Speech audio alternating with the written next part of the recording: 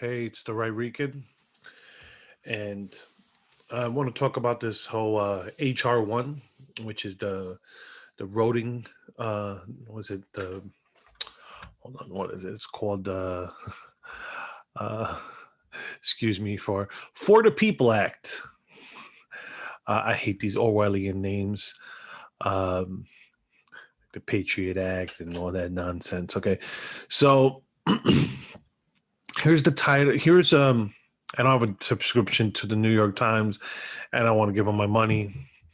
So maybe no. Anyway, um, I just want to show the difference in their framing of their reporting. You can just see it in their headline and in the little blurb here, where it goes here: Senate Democrats take first steps on bill to expand voting rights.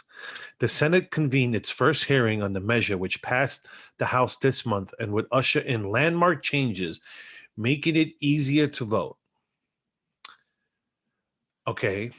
And here on the other side is Republicans push for greater power over how elections are run. GOP lawmakers in at least 8 states are trying to influence the mechanics of voting in an effort that could further undermine democratic norms. Well, here we go. Here's the framing. You can see the framing and their bias. Here's the whole thing. That it's not going to expand voting rights. It's a federal takeover of voting. That's basically what it is.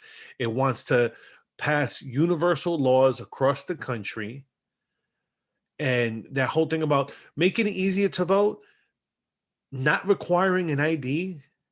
That's I'm sorry. You know, there was some idiots who said that it's easier to buy a gun than it is to vote. No, you don't have to get a background check to vote. You should know the issues. You shouldn't just be able to vote. That's my whole thing when they're saying that they're making it easier to vote. No, no. Yeah, do we have a right to vote? Yes. Should we make it easier? No, because I don't want idiots who don't know nothing about voting to go vote. I don't want them to be able to go. I'm too lazy to go to to go vote. So I'm just going to request a ballot. No, do your civic duty and go vote. That's it. Show an ID, prove who you are, and go vote. Oh, but it's racist.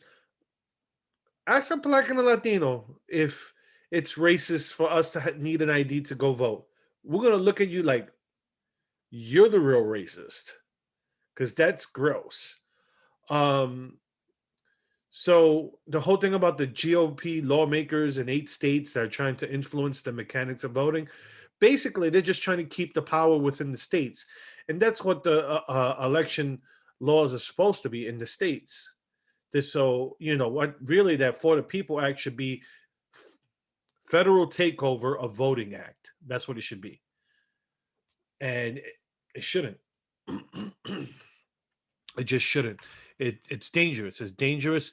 It, it's just a federal takeover of the states, and that's not they're supposed to balance each other out.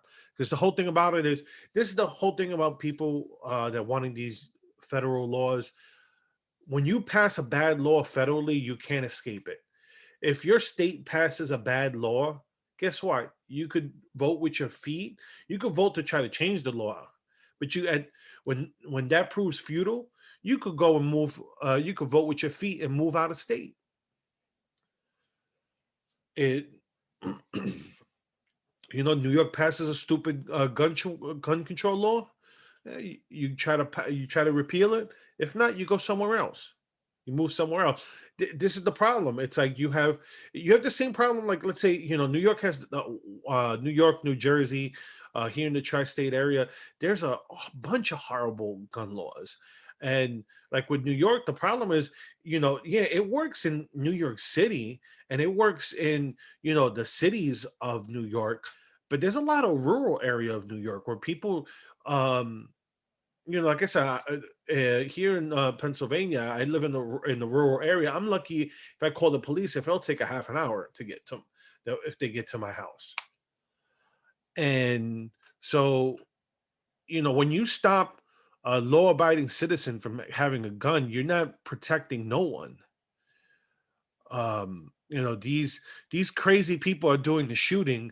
You see it in London, and you see London, they're doing mass stabbings. So they want to ban knives. It's just dumb. So anyway, I went into my two-way stuff when I'm talking about voting. This is the whole thing. You should need an ID to go vote. Plain and simple. That's it. It shouldn't be hard. And you know what? If you move, let's say, for example, um, you move from California to Texas, and you should have to have a certain amount of time in Texas before you could vote for your local officials. Because here's the problem: you don't know nothing. You just moved there. You should have to be there for at least a few, at least 6 months. You should be there at least half a year before you influence the local elections, because you need to sniff out. You need to actually do your research, and that's the problem. That's the problem on both sides. You got people on the left and people on the right that don't do their research. And the reason I say it's more on the left, because you see it. I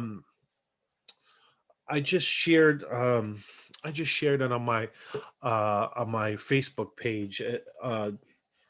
There's an article on Daily Wire. Let's see if I could find the article that um, let's see if I could find the article that I was talking about on the Daily Wire here.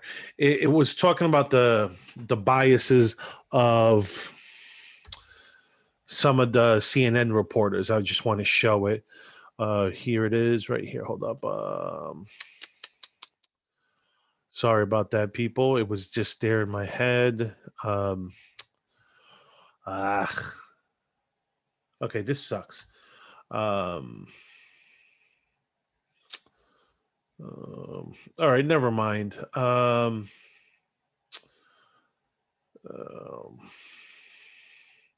let's see if I can find it this way for you guys. I'm sorry. I think it's an interesting article showing the blind spots. Excuse me, the blind spots that the left have when it comes to news reporting. You see that the news sources that they follow, um, it was a ridiculous high number of CNN reporters. Like, crazy. One of the better quote unquote CNN people was Chris Cuomo, of like 77% or something like that. That he just leans, his news sources are just 77% leaning left, as opposed to um, like Wolf Blitzer was like 100%, which surprised me. But it's still CNN. Nothing surprises me. Um, so you know that's of course, look, I'm going here on Fox News. Fox News is going to fulfill my biases, but as you could see already, look at someone like me. Okay, I'm showing you stuff on here on from the New York Times, and I'm showing you stuff here on Fox News. Okay, most people on the left don't read both sources, don't watch both sources in the news. And I know this from studies, and I know this from my personal life. I got one of the only right leaning people in my family. So I know that, they don't read, hey, look, read this article. Oh, it's Fox News. I'm not going to read it. Oh, it's from Fox News. I'm not going to watch it. Oh, it's from Ben Shapiro. I don't want to hear about it. And that's the way it goes. So the left doesn't know anything about the way to write things. So they think they know the way to write things, and they don't. So, so here's, what? Let's stop sharing that. I'm just gonna talk off the cuff today. But that's the problem. That's the biggest problem when it comes to voting. Voting is it. Yes, it's our right. It's our civic duty, but it's a privilege. And when I mean it in the privilege, I don't mean um, I don't mean that it should be restricted or anything like that. It's a privilege. You should know what you want to vote for. You should know the issues you're voting for. Um, so if you don't know the issues, then you shouldn't vote. If all you voting on is based on emotions, don't vote. Know the issues. Know, you know, do some research on certain issues and go, okay, what issues are important to me? You know, Second Amendment. Okay, well then I know. Let's see some because there's some Democrats that support 2A and there's some but most that don't. So you just go, okay, 2A. I know this. Okay, oh okay, I'm not gonna vote for this person because I see where they stand on it. Um, let's say if abortion is your choice, or you know, but the problem is, like I said, you go on the left, and it's all emotional issues. When they get you on gun control, they don't come with facts. They talk about, oh well, these keep happening all the time. These always happen. The only difference is the news media wants to cover it now, and you can see the difference in coverage. Right away with the Atlanta shooter, it was, oh well, look at this white guy. He shot up these Asians. They were racist, but didn't mention that he also shot and killed two non Asian people. So then now with this Boulder, Colorado shooting, they're like, oh look, oh look, another white man, bam, wasn't white, it was Muslim. Oh, now we got to go back to gun control. But meanwhile, there's mass shootings all the time in Chicago. We just call them, there'll be drive-bys, there's gang violence, but we ignore that. That happens all the time in Chicago, but it's not news. It's not national news because they don't care. It doesn't fit their narrative. It doesn't fit their agenda on gun control. Because that you pass all these gun control laws tomorrow, it may stop one or two of these mass shootings in West, Bubble F. I don't want to curse. But in Chicago and New York and these gang violent cities, that's not going to stop the mass shootings there. So they get you with emotion on these issues. They don't get you with facts. They get you with emotions. And fact is, if someone breaks into my house, not right now because I'm shooting my video, um, but if someone breaks into my house when I'm uh, in sleeping at night, they're gonna be in for a rude awakening.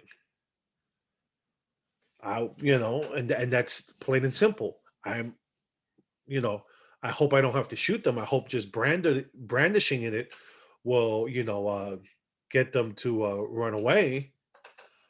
But because at the end of the day, I don't want to shoot anyone, but I want to be able to protect my family. So just be careful when you what news sources and what you get, and see the difference. Don't just go to Fox, don't just go to New York Times, CNN. Go to the other source, go to the other side and see what they're saying. Compare the two articles. Find where they agree, because usually that's where the facts lie, is the stuff where they can't emotionally plea on. See where you go, okay, they sound like they're telling that's when you could tell what's fact versus opinion, when they're talking about the same thing. And that's the best advice I could give someone, is especially for my friends on the left. And in particular, like I said, I'm always trying to get Latinos to see that, we're indoctrinated to be left wing. And it's sad, like, even in the Spanish speaking countries that try to come, that they're fleeing all those oppression in other countries. They come here seeking a better life. But once again, there's no Fox News for Latinos. It's Univision, Telemundo. They're just CNN and MSNBC for Spanish speaking people. That's all it is, and that's what they get. Remember when New York passed that 9 month abortion bill, and my parents, my mother-in-law said, "Oh no, they didn't talk about none of that stuff on the Spanish networks." Not surprised, because they don't Latino for the most part. Latinos don't support abortion. They just don't. Whether they're Catholic or which a lot of Latinos are, but whether they're religious, non-denominational or other Christian sects, for the most part, they're they're against it, especially at 9 months. But uh, like I said, um, what are we going to do to how do we bridge this divide? Where do we go? That's what when I'm doing these videos, that's what I think about, and that's at least how do you get people to look at the other side and see what the other side is thinking? Get out of your bubble. Like, people go, oh, like, I got friends who are Marxists. I got friends who are, you know, um, I want to say racist, and I don't mean that white people who are racist. I'm talking about blacks and Latinos that are racist toward whites and stuff like that. Um, I'm sure, I may know. Who knows? If I know. Well, I mean, I've dealt with racist white people before, so it's nothing new. But I have friends from all over the political spectrum. I have friends of all races and religions, even atheists. Um, the only people I don't like I unfriended someone was because they went after my faith. Every time I posted like a uplifting religious thing, they would attack it. And I could deal with people attacking my politics. I don't care. But you attack my faith, and that's that's one where I'm not going to stand for that. Um, and he was a communist and atheist, and I had to finally it's like I just couldn't take it anymore. So it's like, click, okay. But sometimes you have to do that for your sanity, but you should limit it, because if you don't, then all you're going to do is be in your ideological bubble. So keep as best as you can, keep friends. Like I said, if they're attacking your faith or something like that, they're attacking your ethnicity, it's one thing if but if they're disagreeing with you politically, don't unfriend them. Like, I have a friend who blocked me because she couldn't handle that I you know we both didn't like Bush, but when Obama became president, she forgot about all the things she hated about Bush, and that Obama did the same stuff. Um, Trump wasn't perfect, um, but at least toward his end, he tried to stop. He tried to put an end to some of these unending wars, and the establishment fought him on both sides. So nowhere there's things that you won't compromise, but what are some issues you'll compromise on, and go from there. Talk to someone on the other side, and where can you compromise. So, all right, I'm gonna leave it there. Hope you guys enjoy my rants and comments on topics. Like and follow me on YouTube or Rumble. I'm also on social media. I'm on Facebook, Parler, Twitter, Gab, Clout Hub. Like I keep saying, when Trump comes out with his, I'll go on there. Um, and so please, like I said, like and follow. Leave me some comments, and until I talk to you guys again.